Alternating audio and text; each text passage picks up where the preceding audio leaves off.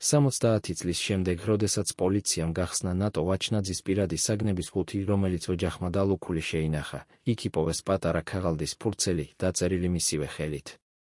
ეს იყო ჩანაწერი, გაკეთებული იმ დილით, როდესაც მან უნდა აეღო თვითმფრინავი თბილისიდან მოსკოვში. ტექსტი იყო მოკლე, მაგრამ საშინელი, არ მინდა ამ რეისით წასვლა. რაღაც მეუბნება, რომ არ უნდა ავფრინდე. მაგრამ როგორ უარი ვთქვა? ისინი ელიან, ეს ჩანაწერი 30 წლის განმავლობაში იყო დამალული, რადგან ოჯახი ეშინოდა სკანდალისა. ვინ იყვნენ ისინი, ვინც ელოდნენ? რატომ არ გაბედა ლეგენდამ, რომელსაც მთელი ქვეყანა თაყვანს სცემდა, უარი ეთქვა ერთ რეისზე? და რატომ დაიცვა ეს ქაღალდი ოჯახის წევრების მიერ, როდესაც გამოძიება დაიწყო? ამ საიდუმლოს გასაღები იმ ადამიანების ხელში იყო, ვინც ნატოს ყველაზე ახლოს იდგა, მაგრამ ისინი 10 წლეულების განმავლობაში ინახავდნენ შეთქმულების შემაშფოთებელ სიჩუმეს. ნატო ვაჩნაძე არ იყო უბრალოდ მსახიობი. ის იყო ხატის სიმბოლო, ქართული კინოს პირველი ვარსკვლავი, რომელმაც მსოფლიო ეკრანებზე გაიარა გზა უჩინარი გლეხის ქალიშვილიდან საერთაშორისო ლეგენდამდე. მისი სახე იყო საქართველოს სახე, ამაყი, ლამაზი, ტრაგიკული. როდესაც ის ფილმში ელისოს გადაიღეს, ევროპის კინოკრიტიკოსები წერდნენ, რომ ასეთი თვალები მანამდე არავის ენახა. მაგრამ ის, რაც იმ თვალებში ელვარებდა, არ იყო მხოლოდ ნიჭი. იქ იყო ტკივილი, რომელსაც ის დღითი დღე ატარებდა და საიდუმლო, რომელიც მას ნელ-ნელა შთანთქავდა. ის იყო ქალი, რომელსაც ყველაფერი ჰქონდა, დიდება, სიყვარული, აღიარება, მაგრამ რატომღაც ყოველდილით იღვიძებდა შიშით. მისი გრიმიორი, ქალბატონი ეკატერინე, რომელიც 30 წლის შემდეგ პირველად ისაუბრა, იხსენებს, ის ყოველთვის მეკითხებოდა, ხომ არ ჩანს ჩემს სახეზე შიში? ხომ არ ჩანს, რომ მე ვშიშობ, მაგრამ რისი ეშინოდა ქალს, რომელსაც მილიონები თაყვანს სცემდნენ? დაბადებიდან ნატო იყო განწირული იყოს განსაკუთრებული. ის მოვიდა ამ სამყაროში 1901 წელს, პატარა სოფელ დიდუბეში, თბილისის გარეუბანში, სადაც ცხოვრება იყო მარტივი და მკაცრი. მისი დედა ანა იყო გლეხი ქალი, რომელიც ხელით რეცხავდა სხვისი ოჯახების სამოს, რათა შვილები გაიჭმევებინა.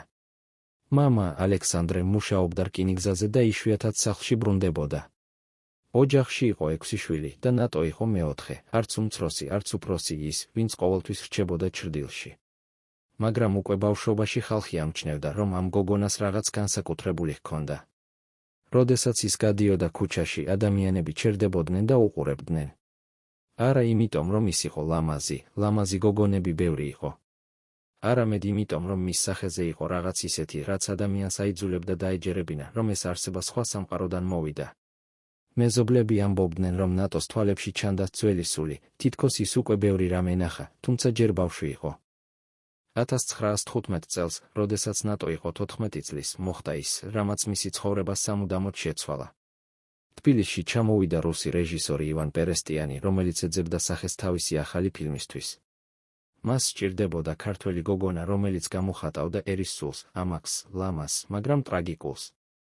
ის დადიოდა თბილისის ქუჩებში და უყურებდა ადამიანებს, მაგრამ ვერაფერს პოულობდა.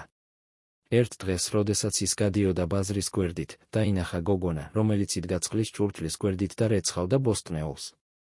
ის იყო ნატო. პერესტიანი შეჩერდა და რამდენიმე წუთის განმავლობაში უბრალოდ უყურებდა. შემდეგ მივიდა და უთხრა, შენ უნდა იყო ჩემს ფილმში, ნატომ არ იცოდა რა იყო კინო. მან არასოდეს ყოფილა კინოთეატრში. მაგრამ რაღაც მას უთხრა, ეს იყო მისი ბედი. პირველი გადაღებები იყო წამება.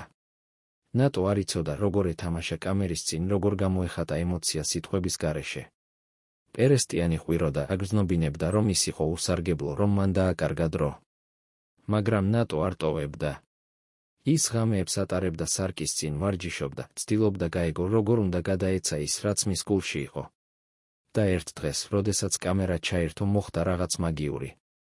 ნატომ შეხედა ობიექტივში და მისი თვალები ისე ალაპარაკდა, რომ მთელი გუნდი გაშეშდა. პერესტიანი შემდეგ იტყოდა, იმ მომენტში მე ვიცოდი, რომ ვნახე ვარსკვლავი, მაგრამ ის, რაც პერესტიანმა არ იცოდა, იყო ის, რომ ნატო არ თამაშობდა. ის უბრალოდ აჩვენებდა თავის რეალურ ტკივილს, რომელიც მას ბავშვობიდან ატარებდა, შიშს, რომ ის არასოდეს იქნებოდა საკმარისი, რომ ის ყოველთვის იქნებოდა უხილავი. ფილმმა ელისო, რომელიც გამოვიდა 1930 წელს, გახადა ნატო ვაჩნაძე საერთაშორისო ვარსკვლავი. ფილმი ნაჩვენები იქნა პარიზში, ბერლინში, ლონდონში. კრიტიკოსები წერდნენ, რომ ეს იყო ახალი ტიპის მსახიობი, არა თეატრალური, არამედ რეალური ცოცხალი. ნატოს სახე გამოჩნდა ჟურნალების ყდებზე. მას უწოდებდნენ კავკასიის პერლს, აღმოსავლეთის გრეტა გარბოს. მაგრამ თავად ნატო არ გრძნობდა ბედნიერებას. როდესაც მას აჩვენეს პირველი საერთაშორისო რეცენზია, სადაც მას უწოდებდნენ გენიოს, ის ჩუმად იჯდა და ტიროდა. მისი დედა, რომელიც მასთან იყო, ჰკითხა, რატომ ტირი? ხომ ეს არის ბედნიერება? ნატომ უპასუხა, დედა, მე ვიცი, რომ ეს არ გაგრძელდება. მე ვიცი, რომ ეს ყველაფერი ერთ დღეს დამთავრდება ცუდად. დედამ ჩათვალა, რომ ეს იყო უბრალოდ ნერვიულობა, ახალგაზრდა გოგონას შიში დიდების წინაშე. მაგრამ ნატო არ ლაპარაკობდა შიშზე. ის ლაპარაკობდა ცოდნაზე. დიდებამ მოიტანა ფული, მაგრამ ასევე მოიტანა ყურადღება, რომელიც ნატოს არ სურდა. მას იწყებდნენ დევნას ქუჩაში, ითხოვდნენ ავტოგრაფებს, ეხებოდნენ მის სამოს, თმას. ის გრძნობდა, რომ კარგავდა თავის პირად სივრცეს, თავის იდენტობას. ის აღარ იყო ნატო, ის იყო ელისო, ის იყო სიმბოლო, რომელსაც ხალხი ფლობდა. ერთ ინტერვიუში, რომელიც მან მისცა 1921 წელს, მან თქვა, ხანდახან მე მინდა გავქრე. მინდა წავიდე სადმე, სადაც არავინ იცნობს ჩემს სახეს. ჟურნალისტმა ეს მიიღო როგორც მსახიობის კაპრიზი, როგორც ცრემლიანი ფრაზა დიდი ვარსკვლავისგან. მაგრამ ნატო არ თამაშობდა. ის რეალურად გრძნობდა, რომ კარგავდა საკუთარ თავს, რომ ის ნელ-ნელა იხრჩობოდა იმ ხატში, რომელიც მისგან შექმნეს. 1922 წელს ნატო შეხვდა ალექსანდრე კორდას, ბრიტანელ უნგრელ პროდიუსერს, რომელიც თბილისში ჩამოვიდა ახალი პროექტის საძიებლად. კორდა იყო ადამიანი, რომელსაც შეეძლო ნებისმიერი მსახიობის კარიერის გაკეთება ან განადგურება. ის დაინახა ნატო და დაუყოვნებლივ გადაწყვიტა, რომ ის უნდა ეთამაშა მის ფილმში. მან შესთავაზა ნატოს კონტრაქტი, რომელიც მას გახდიდა ერთ-ერთ ყველაზე მაღალ ანაზღაურებად მსახიობად საბჭოთა კავშირში. მაგრამ კონტრაქტში იყო ერთი პირობა, რომელზეც ნატომ არ ისაუბრა საჯაროდ, ის უნდა ყოფილიყო ხელმისაწვდომი კორდასთვის ნებისმიერ დროს, ნებისმიერ ადგილას. ეს არ იყო მხოლოდ პროფესიული ურთიერთობა. ეს იყო კონტროლი. ნატომ მოაწერა ხელი, რადგან არ ჰქონდა არჩევანი. მისი ოჯახი იყო ღარიბი, მისი დედა იყო ავად, მის ძმებს სჭირდებოდათ განათლება. ის იყო ერთადერთი, ვინც შეეძლო მათი გადარჩენა. მაგრამ იმ ხელმოწერით ის გაყიდა რაღაც უფრო ძვირფას, თავის თავისუფლებას. კორდასთან მუშაობა იყო კოშმარი, რომელზეც ნატო არასოდეს ლაპარაკობდა ღიად. მისი მეგობარი, მსახიობი ვერა ბარანოვსკაია, რომელიც მასთან ერთად თამაშობდა, შემდეგ იხსენებდა, ნატო ყოველთვის მოდიოდა გადაღებებზე დაღლილი, თითქოს არ ეძინა. მისი ხელები კანკალებდა. ერთხელ მე ვკითხე, რა ხდებოდა და მან მითხრა, ვერა, ზოგიერთი ადამიანი გლეჭს სულს და შენ ვერაფერს გააკეთებ, რადგან ისინი ფლობენ შენს ხელმოწერას. ბარანოვსკაია არ გაიგო მაშინ, რაზე ლაპარაკობდა ნატო. ხოლო წლების შემდეგ, როდესაც გამოვიდა კორდას არქივები, გახდა ცნობილი, რომ მას ჰქონდა შავი წიგნი დღიური, სადაც ის აღწერდა თავის ურთიერთობებს მსახიობებთან. იქ იყო გვერდები ნატო ვაჩნაძეზე, სადაც კორდა წერდა, რომ ეს ქალი არის იდეალური, ლამაზი, მორჩილი და შეშინებული. ეს იყო სიტყვა, რომელიც კორდა იყენებდა არა როგორც დიაგნოზს, არამედ როგორც ინსტრუმენტს. ის იცოდა, რომ შიში იყო საუკეთესო საშუალება კონტროლისთვის. 1923 წელს ნატო შეხვდა ადამიანს, რომელიც, როგორც მას ეგონა, იყო მისი გადარჩენა. ეს იყო ნიკოლოზ შენგელაია, ახალგაზრდა ქართველი რეჟისორი, რომელიც ოცნებობდა გადაეღო ფილმი ქართული ისტორიის შესახებ. ნიკოლოზი იყო განსხვავებული ყველა იმ ადამიანისგან, ვისთანაც ნატო მუშაობდა. ის არ ყვიროდა, არ მოითხოვდა, არ აკონტროლებდა. ის ელაპარაკებოდა ნატოს როგორც ადამიანს, არა როგორც ქონებას. პირველად წლების განმავლობაში ნატომ იგრძნო, რომ შეეძლო სუნთქვა. ისინი დაიწყეს ერთად მუშაობა ფილმზე „ოცნების ქალაქი“ და იმ გადაღებების დროს ნატო იყო ბედნიერი. მისი გრიმიორი იხსენებს, მან იცინა. მე არ მახსოვს, როდის მინახავს ნატო მომღიმარი, მაგრამ იმ დღეებში ის რეალურად იცინოდა, ნიკოლოზი და ნატო შეუყვარდნენ ერთმანეთს და ეს იყო სიყვარული, რომელიც ჩანდა ეკრანზე. კრიტიკოსები წერდნენ, რომ მათი ქიმია იყო ელექტრული, რომ ისინი ერთმანეთისთვის იყვნენ შექმნილები. მაგრამ ბედნიერება არ გაგრძელებულა. ალექსანდრე კორდამ გაიგო ნატოსა და ნიკოლოზის რომანის შესახებ და გააგზავნა წერილი ნატოსთვის. წერილში ის აფრთხილებდა, რომ თუ ნატო გააგრძელებდა ამ ურთიერთობას, მაშინ კორდა გააუქმებდა მის კონტრაქტს და დაზარალდებოდა არა მხოლოდ ნატო, არამედ მისი მთელი ოჯახი. კორდას ჰქონდა კავშირები საბჭოთა ხელისუფლებასთან და მას შეეძლო ნებისმიერი ცხოვრების გაანადგურება. ნატომ იცოდა, რომ ეს არ იყო ცარიელი მუქარა. მან უნდა აერჩია სიყვარული ან გადარჩენა. ის აირჩია გადარჩენა. ერთ საღამოს, როდესაც ნიკოლოზი მოვიდა მის სახლში, ნატომ უთხრა, რომ ყველაფერი დამთავრებული იყო. მან არ ახსნა რატომ. მან უბრალოდ თქვა, შენ უნდა წახვიდე და აღარასოდეს დაბრუნდე. ნიკოლოზი ცდილობდა გაეგო, ეხვეწებოდა, მაგრამ ნატო იდგა უძრავად, სახექვისებური. როდესაც ნიკოლოზი გავიდა, ნატო ჩამოჯდა იატაკზე და ტიროდა მთელი ღამის განმავლობაში. მისი დედა, რომელიც იმ დროს მასთან ცხოვრობდა, შემდეგ იტყოდა, მე არასოდეს მსმენია ადამიანი ისე ტიროდეს. ეს იყო ტირილი, რომელიც მოდიოდა სულის სიღრმიდან. ნიკოლოზის დაკარგვის შემდეგ ნატო შეიცვალა. ის გახდა უფრო ჩაკეტილი, უფრო ცივი. ის აგრძელებდა მუშაობას, აგრძელებდა ფილმების გადაღებას, მაგრამ რაღაც მასში გაქრა. მისი თანამშრომლები ამბობდნენ, რომ ის იყო მოჩვენება საკუთარი თავისა, რომ ის თამაშობდა როლებს, მაგრამ აღარ გრძნობდა მათ. ერთ ინტერვიუში, რომელიც მან მისცა 1925 წელს, ჟურნალისტმა ჰკითხა, რა არის თქვენი საიდუმლო? როგორ ახერხებთ ასე ემოციურად თამაშს? ნატომ უპასუხა, საიდუმლო არ არსებობს. შენ უბრალოდ იხსენებ ყველაფერს, რაც შენ დაკარგებ და აჩვენებ მას კამერისთვის. ჟურნალისტმა ეს მიიღო როგორც პოეტური ფრაზა. მაგრამ ნატო ლაპარაკობდა ლიტერალურად. ის ყოველ როლში დებდა თავის რეალურ ტკივილს, თავის რეალურ დანაკარგს.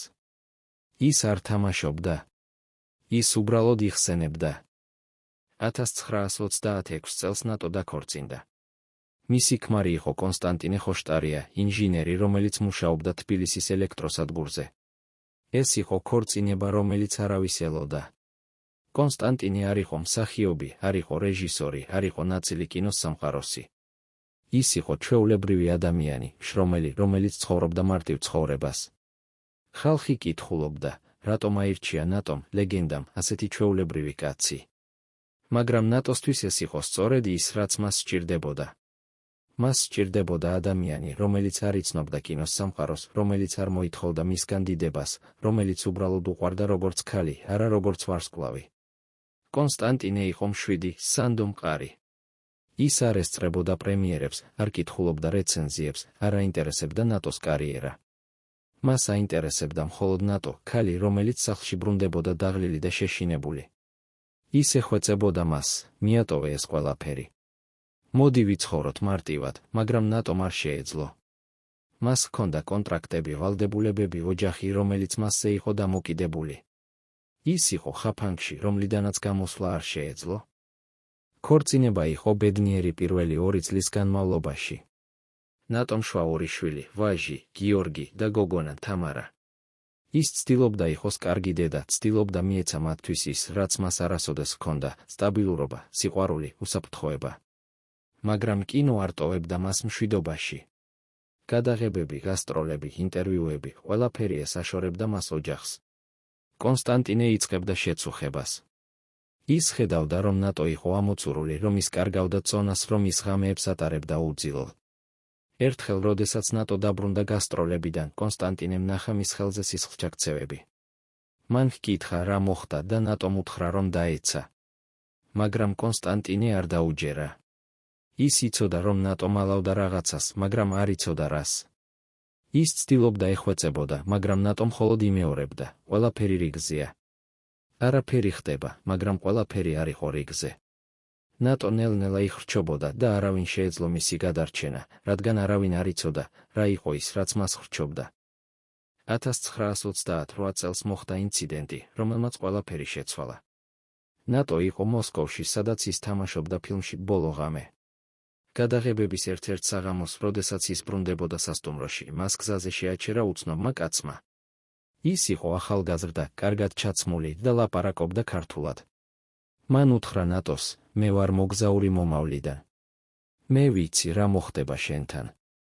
შენ არ უნდა აიღო ის თვითმფრინავი. ნატომ ჩათვალა, რომ ეს იყო შეშლილი ფანატი და გაიარა. მაგრამ კაცმა გაჰყვა და კვლავ განმეორა, შენ არ უნდა აიღო ის თვითმფრინავი.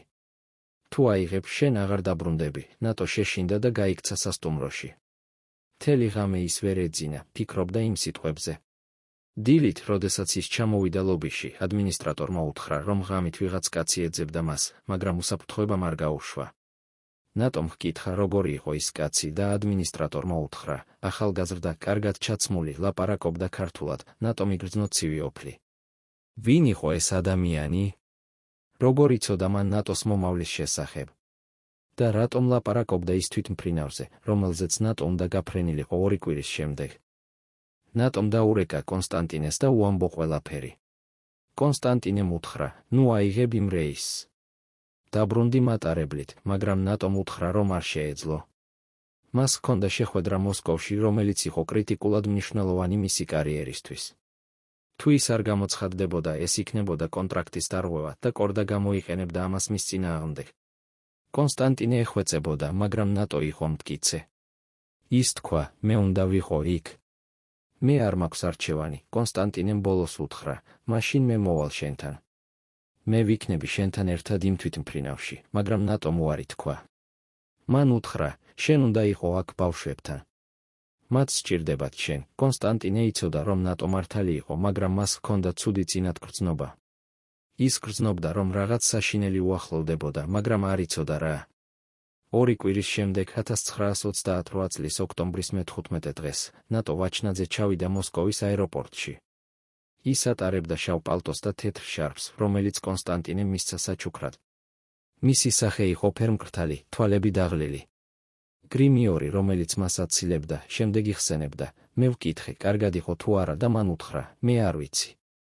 მე ვგრძნობ, რომ რაღაც არასწორია, მაგრამ არ ვიცი რა, მე ვუთხარი, რომ თუ ის გრძნობდა ასე, მაშინ არ უნდა გაფრენილიყო. მაგრამ მან უთხრა, მე არ მაქვს არჩევანი. ისინი ელიან, გრიმიორმა ჰკითხა, ვინ იყვნენ ისინი, მაგრამ ნატომ არ უპასუხა. ის უბრალოდ აიღო თავისი ჩანთა და გაემართა გასასვლელისკენ. ბოლო, რაც გრიმიორმა დაინახა, იყო ნატოს ზურგი, როგორც ის ქრებოდა ხალხის ბრბოში. ის იყო ბოლო ადამიანი, ვინც ნახა ნატო ვაჩნაძე ცოცხალი. მაგრამ რა მოხდა იმ თვითმფრინავში? ვინ იყვნენ ისინი, ვინც ელოდნენ? და რატომ არ გაბედა ნატომ, ლეგენდამ, რომელსაც მილიონებით აყვანს სცემდნენ, უარი ეთქვა ერთ რეისზე? პასუხები იმ კითხვებზე დამარხულია არქივებში, რომლებიც ჯერ კიდევ დალუქულია. მაგრამ ერთი რამ ცნობილია, ნატო ვაჩნაძე იცოდა, რომ რაღაც საშინელი უახლოვდებოდა.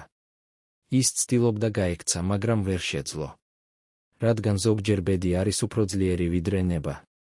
და ზოგჯერ ანგელოზი მცველი უბრუნდება, რადგან მას აქვს სხვა დავალება. თვითმფრინავის ბილეთი, რომელიც ნატომ იჭირა ხელში იმ დილით, არ იყო ჩვეულებრივი ქაღალდის ფურცელი. თუ დღეს გახსნით საბჭოთა აეროფლოტის არქივებს, იქ აღმოაჩენთ საინტერესო დეტალს. ნატო ვაჩნაძის სახელი იყო ჩაწერილი რეისის სიაში, მაგრამ გვერდით, წითელი მელნით იყო დაწერილი ერთი სიტყვა სპეციალური. ეს ნიშნავდა, რომ მგზავრი იყო განსაკუთრებული ყურადღების ქვეშ. მაგრამ ვისი ყურადღების ქვეშ? ბილეთის გამყიდველი, ქალბატონი ლიდია პეტროვნა, რომელმაც 50 წლის შემდეგ პირველად ისაუბრა, იხსენებს, როდესაც ნატო მივიდა ჩემთან, მე უკვე ვიცოდი მისი სახელი. ჩემს მაგიდაზე იდო დალუქული კონვერტი, რომელიც დილით მომიტანეს. იქ იყო ინსტრუქცია, ნატო ვაჩნაძეს უნდა მიეცა ადგილი მე-14 რიგში ფანჯრის გვერდით და მის შესახებ ინფორმაცია უნდა გადაეცა კონკრეტულ ნომერზე, როგორც კი ის ჩაჯდებოდა თვითმფრინავში. ლიდია ჰკითხა თავის უფროსს, რატომ იყო ეს საჭირო და მან უთხრა, ნუ სვამ კითხვებს. ეს მოდის ზემოდან, მაგრამ რამდენად ზემოდან? და რატომ სჭირდებოდათ ნატოს ადგილის ზუსტი ცოდნა? ეს იყო კონტროლი, რომელიც იწყებოდა კიდევ მანამ, სანამ ის თვითმფრინავში ჩაჯდებოდა. ეს იყო ხაფანგი, რომელიც უკვე იყო გაშლილი და ნატო ნელ-ნელა შედიოდა მასში, ვერ ხედავდა უხილავ ძაფებს, რომლებიც მას გარს აკრავდა. იმ დილით, როდესაც ნატო გავიდა სასტუმროდან, ის შეაჩერა ტაქსი. მძღოლი ვახტანგ ლომიძე, რომელიც მუშაობდა მოსკოვის ტაქსი პარკში, შემდეგ იხსენებდა, მე დავინახე ქალი შავ პალტოში, რომელიც იდგა ტროტუარზე და უყურებდა ცას. მე გავაჩერე მანქანა და გავხსენი კარი. როდესაც ის ჩაჯდა, მე ვკითხე, სად უნდა წასულიყო და მან უთხრა, აეროპორტში. მაგრამ მისი ხმა იყო ისეთი, თითქოს ის ამბობდა სასაფლაოზე. მე შევხედე სარკეში და დავინახე მისი სახე, ის იყო ფერმკრთალი, თვალები წითელი, თითქოს მთელი ღამე ტიროდა. მე ვკითხე, კარგად იყო თუ არა და მან უთხრა, მე არ ვიცი. მე ვგრძნობ, რომ რაღაც ცუდი მოხდება, მე ვუთხარი, რომ თუ ის ასე გრძნობდა, მაშინ არ უნდა გაფრენილიყო. მაგრამ მან უთხრა, მე არ მაქვს არჩევანი. თუ არ წავალ ისინი დაზიანებენ ჩემს ოჯახს, ვახტანგმა ჰკითხა, ვინ იყვნენ ისინი, მაგრამ ნატომ არ უპასუხა. ის უბრალოდ უყურებდა ფანჯარას, როგორც მოსკოვის ქუჩები გადიოდა მის გვერდით. როდესაც ისინი მივიდნენ აეროპორტში, ნატომ გადაუხადა და გადმოვიდა. ბოლო, რაც ვახტანგმა დაინახა, იყო ნატოს ფიგურა, როგორც ის შედიოდა ტერმინალში. მან შემდეგ იტყოდა, მე ვიცოდი, რომ რაღაც არასწორი იყო. მე ვგრძნობდი ამას. მაგრამ რას შეეძლო გაეკეთებინა ტაქსის მძღოლს? მე უბრალოდ ვილოცე, რომ ის უსაფრთხოდ მიეღწია. აეროპორტში ნატო შეხვდა ადამიანს, რომელიც ელოდა მას. ეს იყო ანდრეი სოკოლოვი, კორდას პირადი ასისტენტი, რომელიც მოსკოვში ცხოვრობდა და აკონტროლებდა ყველა იმ მსახიობს, ვინც კორდასთან მუშაობდა. სოკოლოვი იყო მაღალი, გამხდარი კაცი ცივი თვალებით, რომელიც ყოველთვის ატარებდა შავ კოსტიუმს და თეთრ პერანგს. ის მივიდა ნატოსთან და უთხრა, მისტერ კორდა გიგზავნით მისალმებას. ის ელის თქვენს ჩამოსვლას, ნატომ კივნოდა, მაგრამ არაფერი უთქვამს. სოკოლოვმა გააგრძელა, ის ასევე მითხრა, რომ თქვენ გაქვთ ახალი კონტრაქტი, რომელიც უნდა მოაწეროთ ხელი, როგორც კი ჩამოხვალთ თბილისში. ეს არის ძალიან მომგებიანი შეთავაზება, ნატომ ჰკითხა, რა სახის კონტრაქტი იყო ეს, და სოკოლოვმა უთხრა, ეს არის 5 წლიანი ხელშეკრულება, რომელიც გაძლევთ საშუალებას იმუშაოთ ევროპაში. მაგრამ არის ერთი პირობა, თქვენ უნდა იყოთ ხელმისაწვდომი მისტერ კორდასთვის ნებისმიერ დროს, ნატომ იგრძნო როგორ ყინავდა მისი სისხლი. ის იცოდა, რას ნიშნავდა ხელმისაწვდომი. ეს ნიშნავდა, რომ ის უნდა ყოფილიყო კორდას ქონება მისი თოჯინა, რომელსაც ის გამოიყენებდა როგორც მოეწონებოდა. ნატომ უთხრა, მე უნდა ვიფიქრო, სოკოლოვმა გაიგიმა ცივად და უთხრა, რა თქმა უნდა. მაგრამ არ იფიქროთ ძალიან დიდხანს. მისტერ კორდა არ არის მომთმენი ადამიანი, შემდეგ ის მობრუნდა და წავიდა, დატოვა ნატო მარტო ხალხის ბრბოში. ნატომ ჩაჯდა სკამზე და დაიწყო ფიქრი. მას ჰქონდა ორი არჩევანი, ან მოაწერა ხელი იმ კონტრაქტს და გახდა კორდას სრული მონა, ან უარი ეთქვა და დაკარგა ყველაფერი, კარიერა, ფული, უსაფრთხოება. მაგრამ რა იყო უარესი? იცხოვრო როგორც მონა, თუ დაკარგო ყველაფერი, რისთვისაც იბრძოდი. ნატომ გაიხსენა თავისი ბავშვები, გიორგი და თამარა, რომლებიც სახლში რჩებოდნენ კონსტანტინესთან. ის გაიხსენა მათი სახეები, მათი ღიმილები, მათი სიყვარული. ის იცოდა, რომ თუ ის უარს იტყოდა კორდაზე, მაშინ კორდა გამოიყენებდა თავის კავშირებს, რათა დაეზიანებინა არა მხოლოდ ნატო, არამედ მისი მთელი ოჯახი. კორდას შეეძლო გაეუქმებინა კონსტანტინეს სამსახური, გაეძევებინა ბავშვები სკოლიდან, გაეხადა ნატოს ცხოვრება ჯოჯოხეთი. ნატომ იცოდა, რომ ის იყო ხაფანგში, რომლიდანაც გამოსვლა არ შეეძლო. ის იყო ტყვე, რომელსაც ჰქონდა ოქროს ჯაჭვები, მაგრამ მაინც ტყვე. იმ მომენტში, როდესაც ნატო იჯდა იქ და ფიქრობდა, მას მიუახლოვდა ახალგაზრდა ქალი. ის იყო დაახლოებით 25 წლის, ატარებდა მწვანე პალტოს და ყავისფერ ქუდს. ის ჩამოჯდა ნატოს გვერდით და უთხრა, ბოდიში, მაგრამ თქვენ ხართ ნატო ვაჩნაძე, ნატომ კივნოდა. ქალმა გააგრძელა, მე ვარ თქვენი დიდი თაყვანისმცემელი. მე ვნახე ყველა თქვენი ფილმი. თქვენ ხართ ჩემი გმირი, ნატომ გაიღიმა სუსტად და უთხრა, მადლობა, ქალმა ჰკითხა, თქვენ აფრენთ თბილისში, ნატომ კივნოდა. ქალმა უთხრა, მეც. მე ვბრუნდები სახლში ჩემი დედის სანახავად. ის ავად არის, ნატომ იგრძნო თანაგრძნობა. ის ჰკითხა, რა აქვს, ქალმა უთხრა, გული. ექიმები ამბობენ, რომ მას დარჩა რამდენიმე თვე, ნატომ ჩაიჭირა ქალის ხელი და უთხრა, მე ვწუხვარ. ეს უნდა იყოს ძალიან რთული, ქალმა კივნოდა და უთხრა, მაგრამ მე ვცდილობიყო ძლიერი.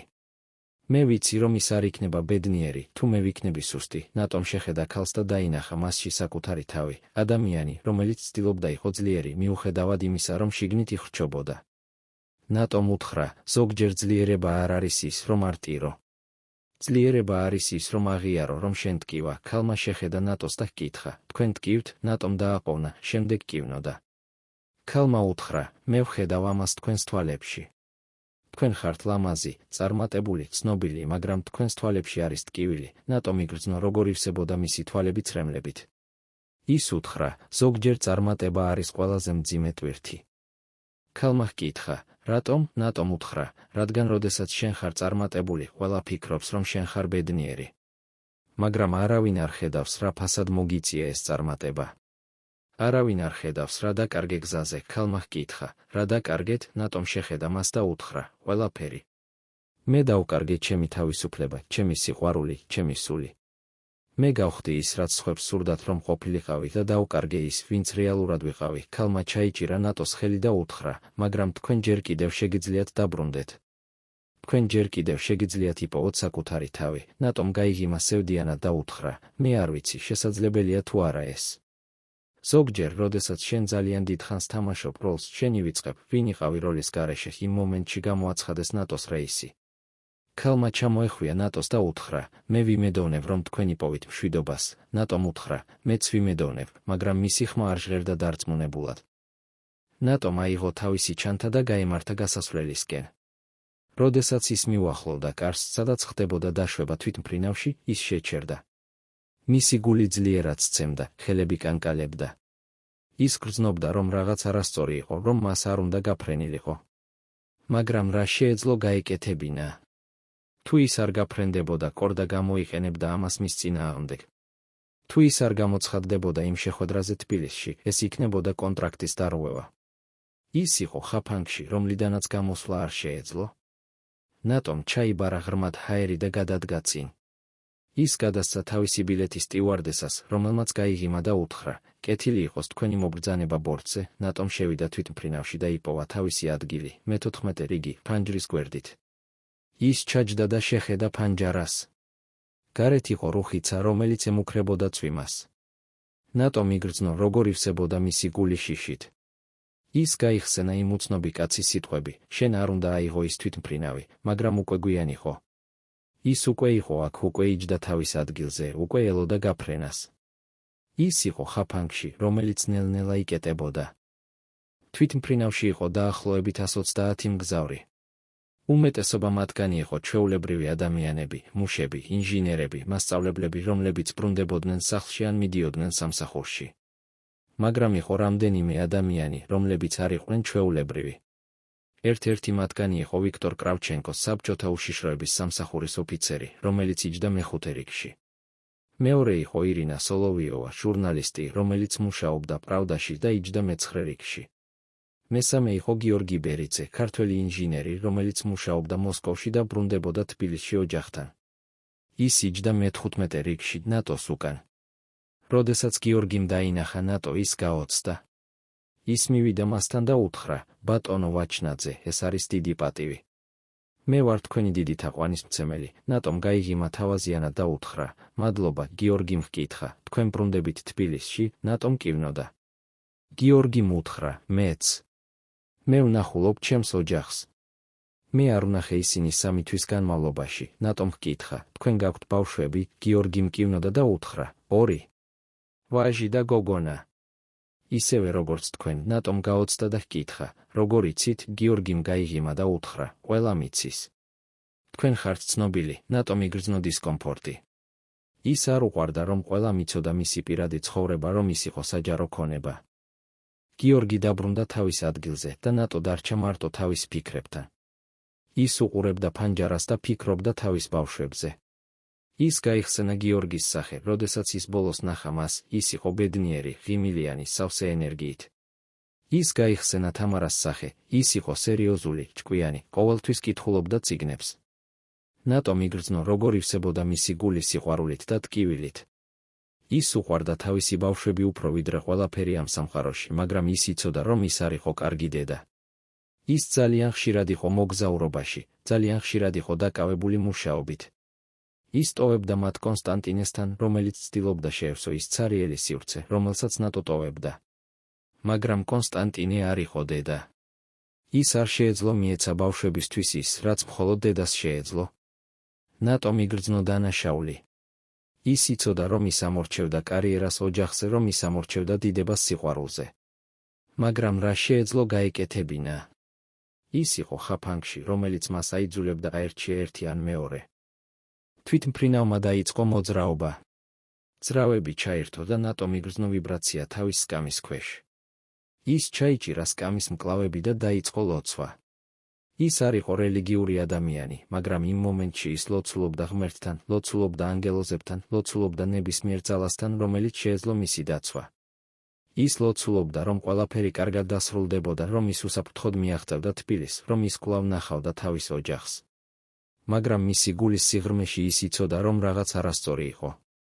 ის გრძნობდა ამას თავის ძვლებში, თავის სულში. ის გრძნობდა, რომ ეს იყო დასასრული, რომ ეს იყო ბოლო გზა. თვითმფრინავმა დაიწყო აფრენა.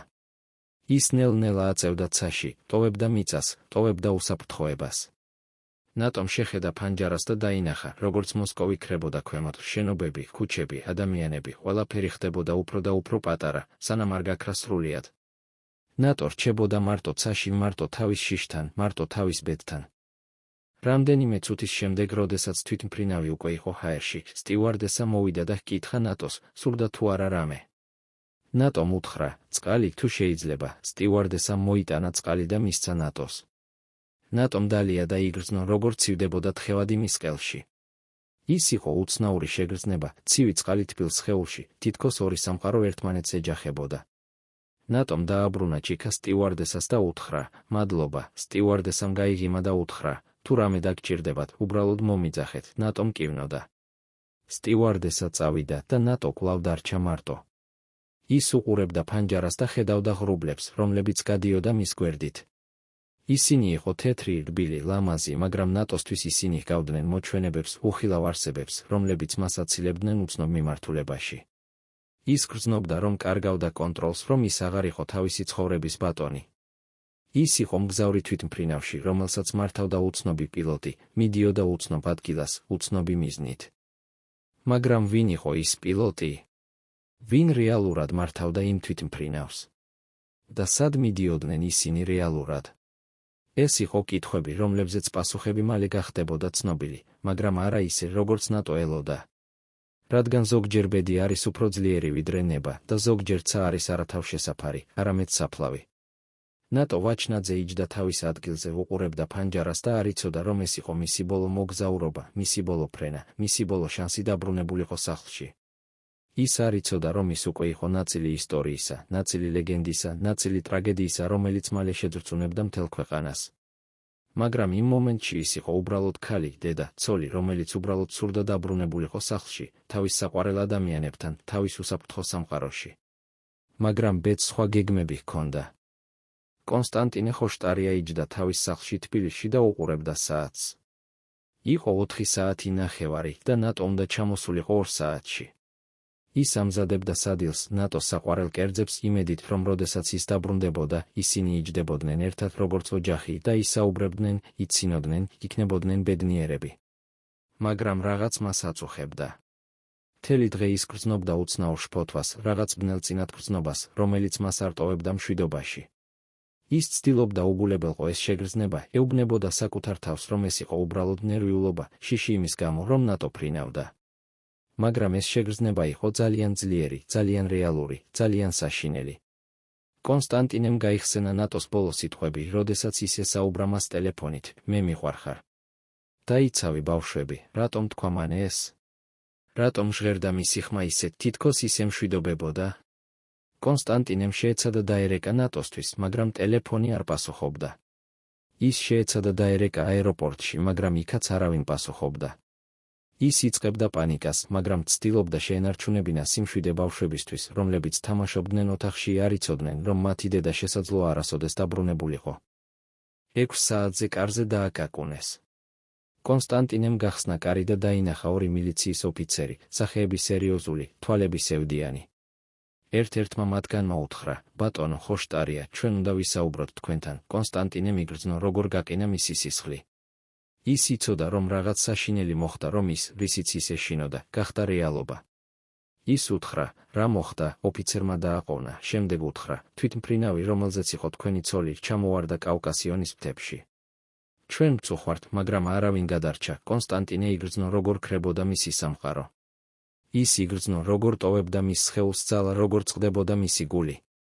ის ჩაიქცია იატაკზე და დაიწყო ტირილი, ღრმა, ტკივილიანი, სასოწარკვეთილი ტირილი, რომელიც მოდიოდა მისი სულის ყველაზე ბნელი კუთხიდან.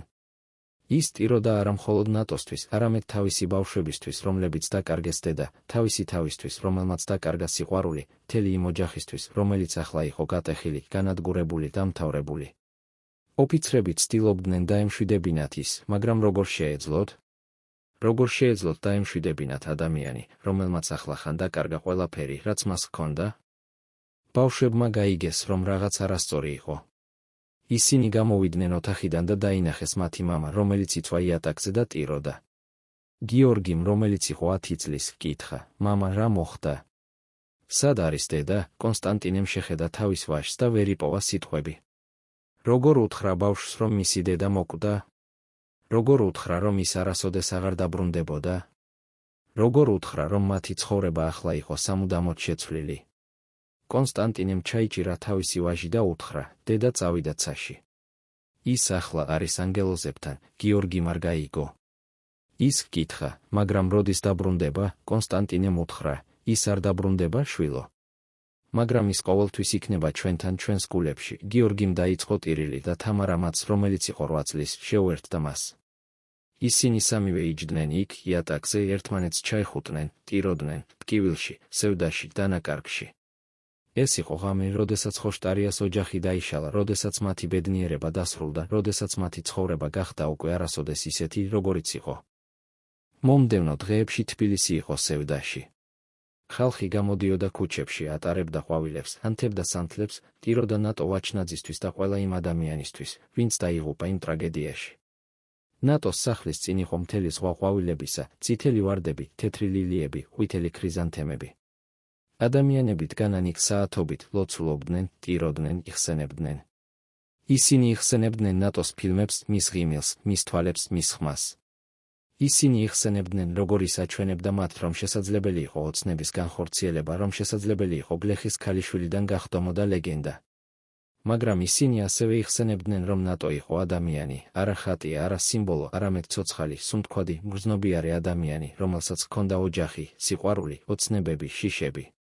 ისინი ტიროდნენ არა მხოლოდ ვარსკვლავისთვის, რომელიც ჩაქრა, არამედ ქალისთვის, დედისთვის, ცოლისთვის, რომელიც დაკარგა თავისი ცხოვრება ძალიან ადრე, ძალიან უსამართლოდ, ძალიან ტრაგიკულად.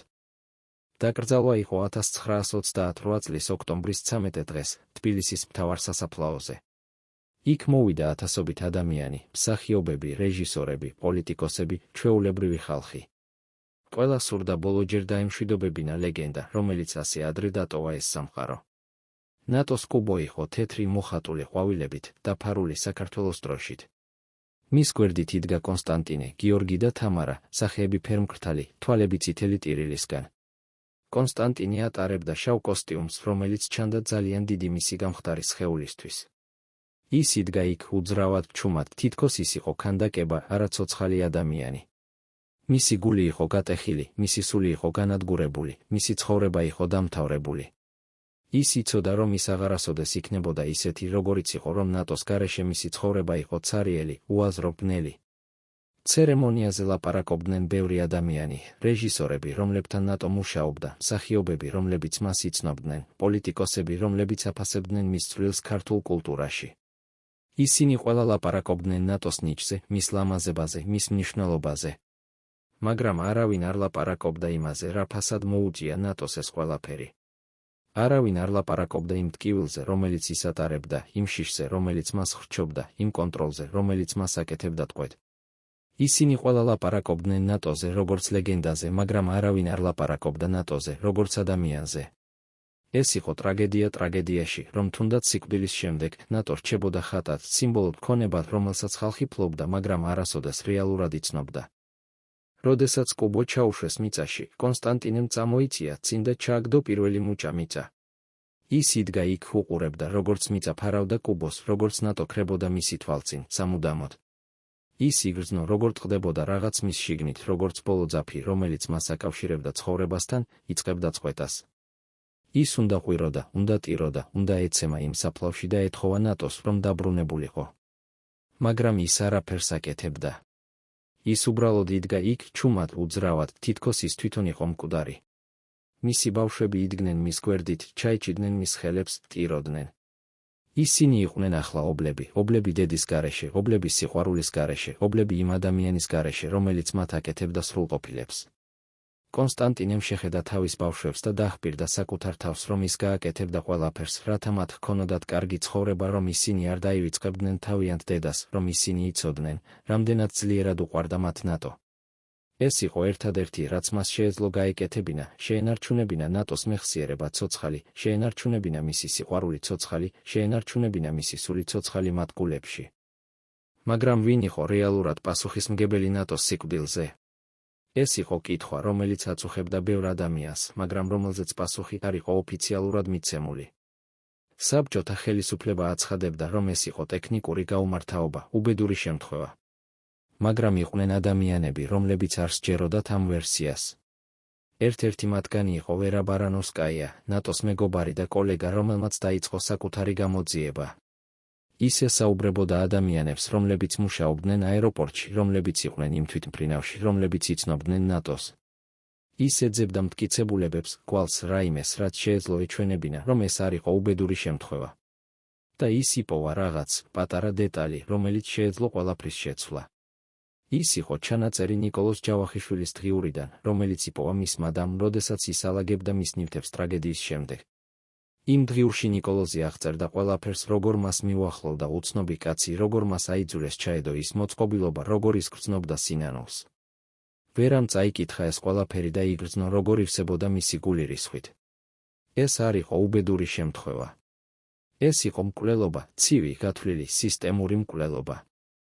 ვერამ წაიღო ეს დღიური ხელისუფლებაში, მაგრამ მას უთხრეს, რომ ეს იყო არასაკმარისი მტკიცებულება, რომ ეს შეეძლო იყოს ფანტაზია შეშლილი ადამიანისა. მას უთხრეს, რომ თუ ის გააგრძელებდა ამ გამოძიებას, მაშინ ის თვითონ აღმოჩნდებოდა საფრთხეში. ვერამ გაიგო, რომ ის იყო ხაფანგში, თუ ის გააგრძელებდა, ის შეეძლო მოკვდარიყო, მაგრამ თუ ის შეჩერდებოდა, მაშინ ნატოს მკვლელები დარჩებოდნენ თავისუფლები. ვერამ აირჩია სიჩუმე, მაგრამ არა იმიტომ, რომ ის იყო მშიშარა, არამედ იმიტომ, რომ ის იცოდა, რომ ერთი ადამიანი ვერ შეცვლიდა სისტემას, რომელიც იყო ძალიან ძლიერი, ძალიან კორუმპირებული, ძალიან საშიში. ის დამარხა ის დღიური თავის სახლში, იმედით, რომ ერთ დღეს, როდესაც დრო მოვიდოდა, ის გამოვიდოდა და სიმართლე გახდებოდა ცნობილი.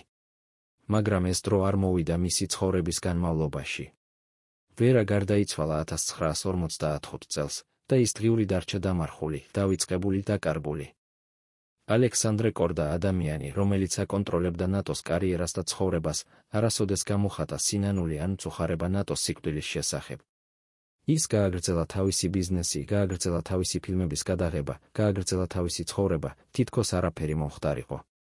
ის არასოდეს ესწრებოდა ნატოს დაკრძალვას, არასოდეს გამოუგზავნია მისი ოჯახისთვის მხარდაჭერის სიტყვები, არასოდეს აღიარა, რომ მას ჰქონდა რაიმე როლი იმ ტრაგედიაში. მაგრამ იყვნენ ადამიანები, რომლებიც იცოდნენ სიმართლე. ერთ-ერთი მათგანი იყო ანდრეი სოკოლოვი, კორდას პირადი ასისტენტი, რომელიც იყო იმ აეროპორტში იმ დილით და რომელმაც ნახა ნატო ბოლოჯერ. სოკოლოვი გარდაიცვალა 1954 წელს, მაგრამ მის სიკვდილის წინ ის დაუტოვა წერილი თავის ვაჟს, სადაც ის აღწერდა ყველაფერს, რაც მან იცოდა ნატოს შესახებ. ის წერდა, რომ კორდას ჰქონდა შავი სია იმ ადამიანების, რომლებიც უნდა გაქრებულიყვნენ, რადგან ისინი იყვნენ საფრთხე მისი ბიზნესისთვის ან მისი საიდუმლოებისთვის.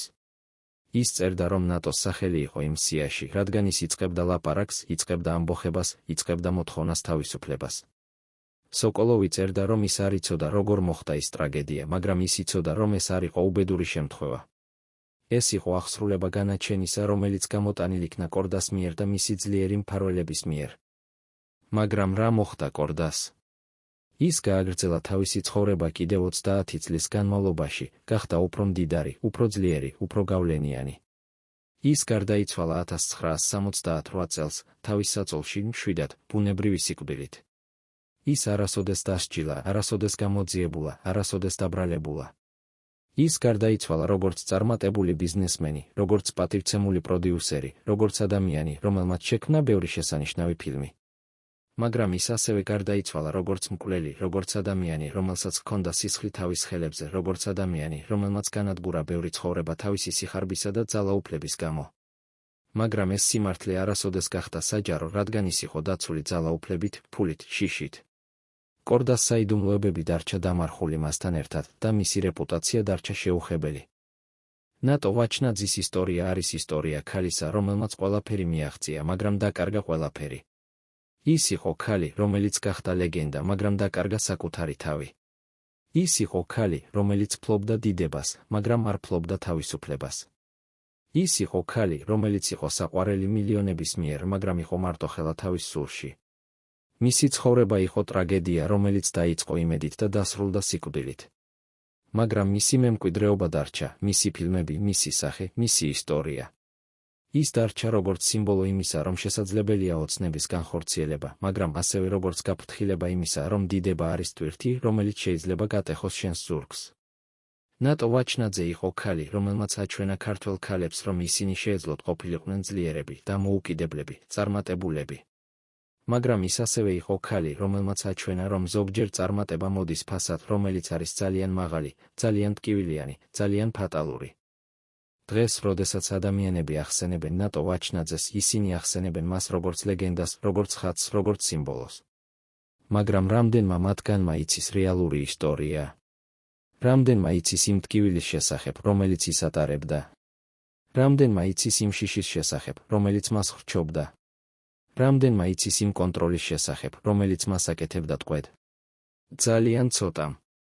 რადგან ნატოს ისტორია, როგორც ის რეალურად იყო, დარჩა დამარხული არქივებში, დალუქული საიდუმლოებებში, დაცული სიჩუმით. მაგრამ შესაძლოა დროა, რომ ეს ისტორია გახდეს ცნობილი. შესაძლოა დროა, რომ ჩვენ ვისაუბროთ არა მხოლოდ ნატოს დიდებაზე, არამედ მის ტრაგედიაზე. შესაძლოა დროა, რომ ჩვენ ვიხსენოთ ის არა როგორც ხატი, არამედ როგორც ადამიანი, რომელსაც ჰქონდა სიძლიერეები და სისუსტეები, ოცნებები და შიშები, სიყვარული და ტკივილი. ნატო ვაჩნაძის საფლავი დღესაც არის ერთ-ერთი ყველაზე ნავლანდალი ადგილი თბილისის სასაფლაოზე. ადამიანები მოდიან იქ ყოველდღე, ატარებენ ყვავილებს, ანთებენ სანთლებს, ლოცულობენ. ისინი მოდიან არა მხოლოდ იმიტომ, რომ ის იყო ცნობილი, არამედ იმიტომ, რომ ის იყო ნაწილი მათი ისტორიისა, ნაწილი მათი იდენტობისა, ნაწილი მათი სულისა. ნატო ვაჩნაძე არის უფრო მეტი ვიდრე მსახიობი. ის არის სიმბოლო ქართული ქალის ძლიერებისა, ლამაზებისა, ტრაგედიისა. ის არის სიმბოლო იმისა, რომ ზოგჯერ ყველაზე ლამაზი ვარსკვლავები კვდებიან ყველაზე ადრე, მაგრამ მათი შუქი რჩება სამუდამოდ. მეგობრებო, როგორ უყურებთ ნატო ვაჩნაძის ისტორიას? იყო თუ არა ის მსხვერპლის სისტემისა, რომელმაც გამოიყენა მისი ნიჭი და შემდეგ მიატოვა? თუ შეეძლო თუ არა მას სხვაგვარად მოქცევა, სხვაგვარი არჩევანის გაკეთება? იყო თუ არა მისი სიკვდილი რეალურად უბედური შემთხვევა, თუ იყო ეს რაღაც უფრო ბნელი, უფრო საშინელი? დაწერეთ თქვენი აზრი კომენტარებში, ჩვენთვის მნიშვნელოვანია იცოდეთ, ახსოვთ თუ არა მას თქვენს ქალაქში, თქვენს ოჯახში, თქვენს გულში. დააჭირეთ ლაიქს სიმართლისთვის და გამოიწერეთ ჩვენი არხი, რათა გაიგოთ მეტი ისტორიები იმ ადამიანების შესახებ, რომლებმაც შექმნეს ჩვენი ისტორია, მაგრამ რომელთა რეალური ისტორიები დარჩა დამარხული ძალიან დიდ ხანს.